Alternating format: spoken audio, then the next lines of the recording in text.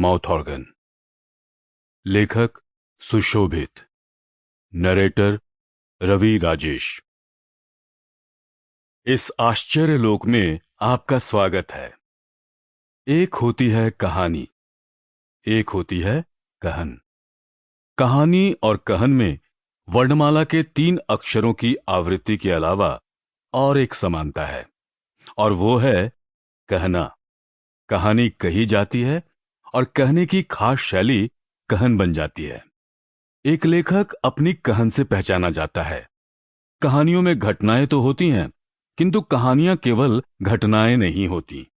बहुत से महाआख्यान और महाकाव्य ऐसे हैं जिनकी कुल जमा कहानी को एक माचिस की डिबिया के पीछे लिखा जा सकता था, किंतु कहन ने उन्हें कुतुबकत बना दिया। बहुधा ये भी होता है कि जीवन में जैसे घटित होता है वो तो अपनी जगह ठीक, उसका बखान आपने कैसे किया इस पर पूरी कहानी आकर टिक जाए।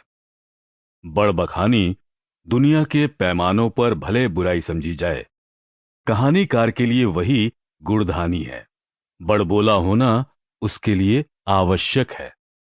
कथावाचक भले व्यास गादी पर विराजा हो, कहन के विस्तार में सुदूर तक यात्राएं करता है। कहानी कहन की अंगुली पकड़कर आगे बढ़ती है। इस पुस्तक का उपशीर्षक है कहानी और कहन के नानाविध आकारों की आजमाइश। इससे कुछ साफ नहीं होता कि पुस्तक के भीतर क्या होगा। पुस्तक की विधा के श्रेणीकरण में भी यही मुश्किलें पेश आई थी। इसे कथा कहें या कथेतर।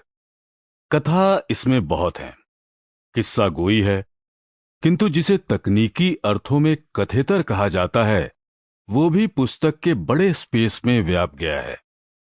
तब ये निर्णय लिया गया कि कथा और कथेतर की ब्रॉड कैटेगरीज के बीच एक रास्ता तलाशते हुए इस पुस्तक में सम्मिलित लघु वृतांतों को किस्से कहकर पुकारा जाए, क्योंकि ये कहन ही है जो कथा और कथेतर को एक सूत्र में पिरो देती है और उन्हें किस्से का रूप दे देती है।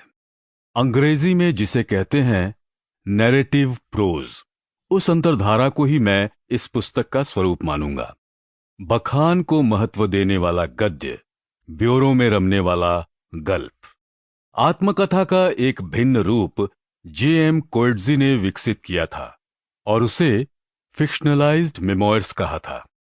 कुछ वैसे ही खुद कहानियां और आप बीतियां इस पुस्तक में भी हैं, जिनमें कल्पना यथार्थ के भीतर गहरे तक चली आई है। नॉवेलिस्टिक ऐसे का एक रूप मिलान कुंदेरा ने विकसित किया था। कुछ वैसे ही नैरेटिव निबंध भी यहां हैं।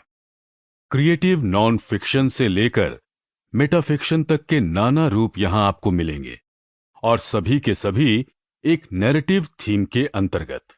कहन के दायरे से बाहर यहां कुछ नहीं है। ये हैप्पी कंटेंट की किताब है। नॉवेल की तरह एक सिलसिले में बांचे जाने की ये मोहताज नहीं।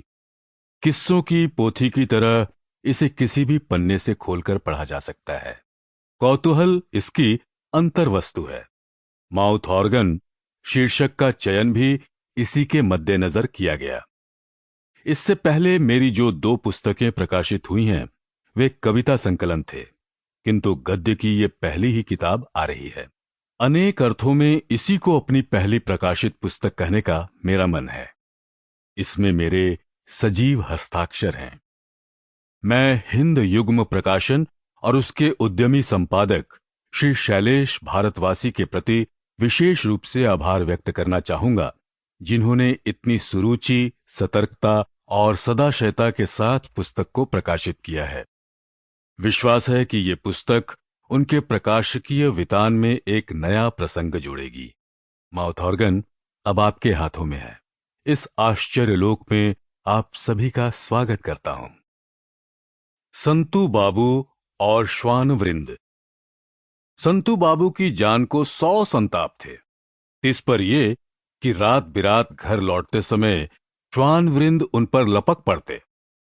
दिन में ये Sample complete.